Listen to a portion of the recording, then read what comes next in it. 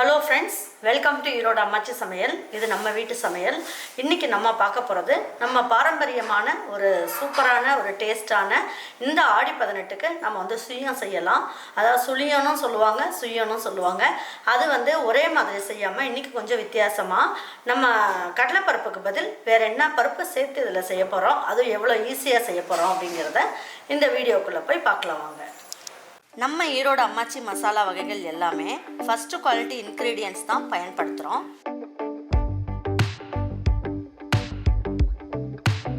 வாங்குகிற பொருட்கள் எல்லாமே முறையாக ஜலிச்சு பொன் வறுவலாக வறுத்து சரியான பதத்தில் அரைக்கிறோம்.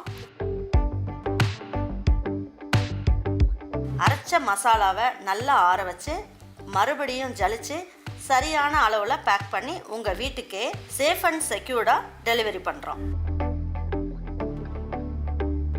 நம்ம மசாலா வகைகள் மற்றும் சத்து மாவு, ரெடிமேட் இட்லி மாவு, இடியாப்ப மாவு எல்லாமே நீங்கள் வாட்ஸ்அப் மற்றும் வெப்சைட்டில் ஆர்டர் பண்ணி வாங்கலாம். இதில் ரொம்ப முக்கியமான விஷயம், இது full and full pure homemade masala. நம்ம எல்லாருக்குமே ஆரோக்கியம் தானேங்க முக்கியம். இன்றைக்கி நான் உங்களுக்கு மைதா மாவு போட்டு உங்களுக்கு செஞ்சு காட்டுறேன். இது ரொம்ப ஈஸியாக இருக்கும் உங்களுக்கு. பாருங்கள், இப்போ இந்த மேல் மாவுக்கு நம்ம 2 பிஞ்ச் அளவுக்கு உப்பு போட்டுக்கலாம். அப்போ தான் டேஸ்ட் கொடுக்கும். பாருங்கள், இதில் என்ன பண்ணலாம், 1 பிஞ்ச் அளவுக்கு மஞ்சள் தூள் சேர்த்துக்கலாம். அப்போ கலர்ஃபுல்லாக இருக்கும். பாருங்கள், இப்போ இந்த மைதா மாவு உங்களுக்கு செஞ்ச உடனே பார்த்தீங்கன்னா மொறுன்னு இருக்கும். செஞ்சுட்டு 1 மணி நேரம் கழிச்சிங்கன்னா மேலே இருக்க மாவு ஜவ்வு மாதிரி வரும். அந்த மாதிரி இல்லாமல் இருக்கணும் அப்படின்னா ஒரு 4 ஸ்பூன் அளவுக்கு பச்சரிசி மாவு சேர்த்துக்கலாம்.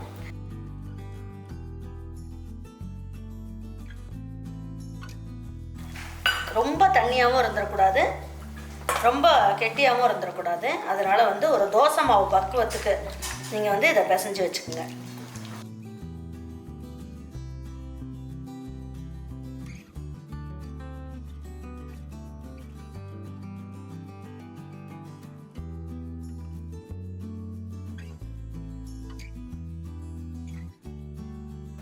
பாருங்கள், இந்த அளவுக்கு பக்குவத்துக்கு நம்ம கரைச்சி வச்சிடலாம்.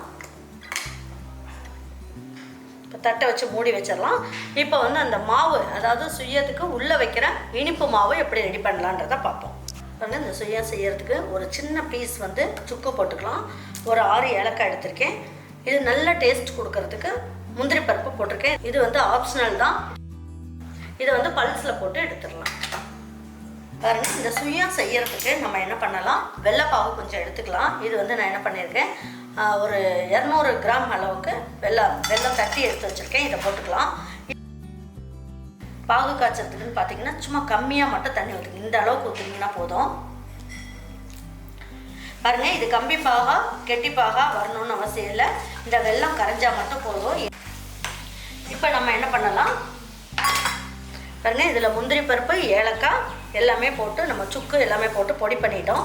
இந்த ஸ்டேஜில் என்ன பண்ணலாம், நான் ஒரு 1/4 கிலோ அளவுக்கு பொட்டுக்கடலை எடுத்து வச்சுருக்கேன். இந்த பொட்டுக்கடலையை நம்ம பொடி பண்ணிக்கலாம். கட்டி இல்லாமல் நல்லா கரைஞ்சிருச்சு. இப்போ என்ன பண்ணலாம், இதை வடிகட்டிடலாம்.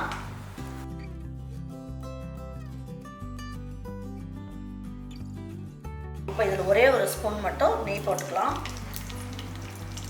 ஒரு 3 டேபிள் ஸ்பூன் அளவுக்கு தேங்காய் துருவல் எடுத்துக்கலாம். ரொம்ப நேரம் வறுக்கக்கூடாது, ட்ரையாக இருக்க மாதிரி வறுக்கக்கூடாது. லேசாக ஒரு வாட்டி பெரட்டி விடுங்க. பெரட்டி விட்டுட்டு நம்ம எடுத்து வச்சுருக்கோம் இல்லையா மாவு, இந்த மாவையும் இதில் கொட்டிடலாம். வெள்ளைப்பாக்கு இருக்கு இல்லையா, அதையும் ஊற்றிடணும்.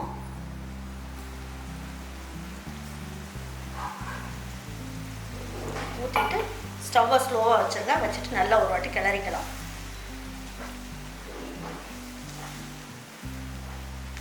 ஸ்டவ்வை ஆஃப் பண்ணிடலாம். ஆஃப் பண்ணிவிட்டு இந்த சூட்லேயே நம்ம கிளறிடலாம். ரொம்ப நேரம் நம்ம அந்த அடுப்புலேயே வச்சு கிண்டிக்கிட்டே இருந்தோம்னா ஒரு மாதிரி ட்ரையாக போயிடும். அதனால் நம்ம ஸ்டவ்வை ஆஃப் பண்ணிடலாம். அடுப்பை ஆஃப் பண்ணிவிட்டு கிண்டுங்க.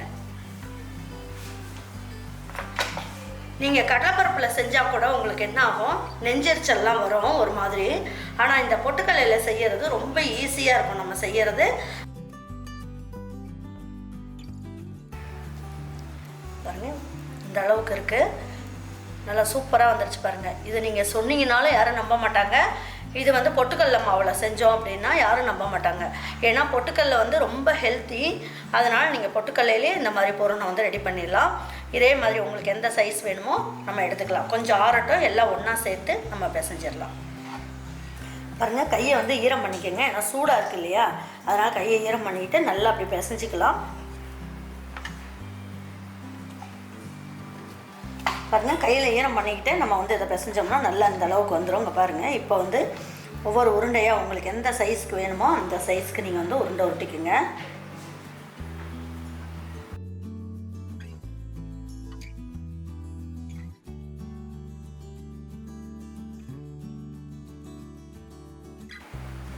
உங்களுக்கு தேவையான சைஸுக்கு நீங்கள் வந்து இந்த மாதிரி உருண்டை பிடிச்சிக்கோங்க. பிடிச்சிட்டு நம்ம வந்து அப்படியே நம்ம அந்த மாவில் டிப் பண்ணி போட்டுடலாம். வாங்க அதை எப்படி போடலாங்கிறத பார்ப்போம். நல்லா பாருங்கள், இந்த கரண்டிலெல்லாம் ஒட்டுது இல்லையா, இந்த மாதிரி இருந்ததுனா தான் நமக்கு வந்து இந்த சுயத்துலேயும் நல்லா ஒட்டும். இப்போ இதை அப்படியே டிப் பண்ணிடுங்க.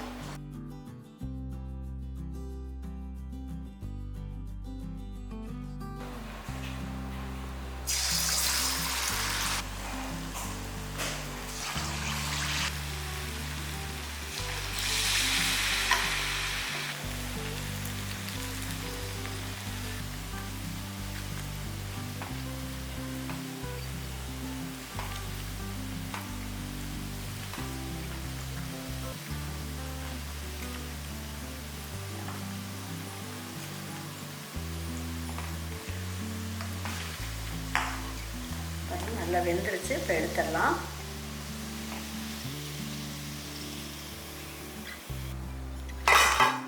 பாருங்கள், நல்லா முறுமுறுன்னு மேலெல்லாம் நல்லா கரக்கரான்னு இருக்குது. மைதா மாவில் போட்டு செஞ்சோம் அப்படின்னா யாரும் நம்ப மாட்டாங்க.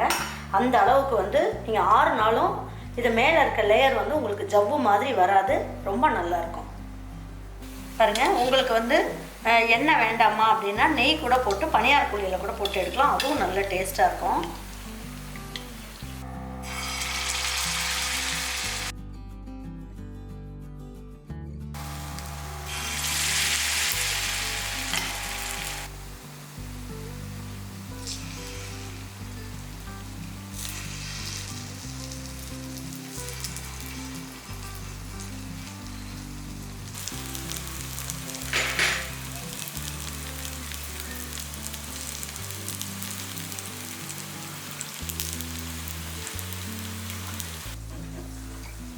பாருங்கள், இப்போ வந்து இதிலே நம்ம வந்து சுயம் வந்து செஞ்சுருக்கோம். பாருங்கள்,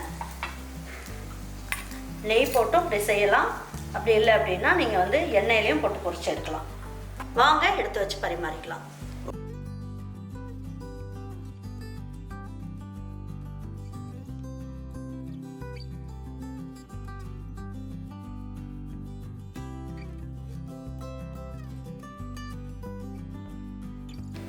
பாருங்க, இன்னைக்கு வந்து சுயம் வந்து ரொம்ப நல்லா சூப்பராக வந்திருக்கு. பாருங்க, நல்லா சாஃப்டாகவும் இருக்குது. உள்ளுக்குள்ளெல்லாம் பார்த்தீங்கன்னா மாவு ரொம்ப நல்லா வந்திருக்கு. பாருங்கள், நீங்கள் வந்து கடலை மாவில் வச்சு செஞ்சிங்கன்னா எந்த அளவுக்கு இருக்குமோ அதே மாதிரி இருக்குது. மேலெல்லாம் வந்து பாருங்கள், மேலெல்லாம் நல்லா கரக்கரான்னு இருக்குது. இது 6 நாளும் உங்களுக்கு ஜவ்வு மாதிரி இருக்காது, ரொம்ப நல்லாயிருக்கும். நீங்களும் உங்கள் வீட்டில் இந்த வருஷம் செஞ்சு கொடுத்துட்டு அவங்களுக்குலாம் பிடிச்சிருந்ததுன்னா லைக் பண்ணுங்கள், ஷேர் பண்ணுங்கள், சப்ஸ்கிரைப் பண்ணுங்கள், மறந்துடாமல் கமெண்ட்ஸ் பண்ணுங்கள். தேங்க்யூ ஃபார் வாட்சிங் ஈரோடு அம்மாச்சி சமையல். தேங்க்யூ.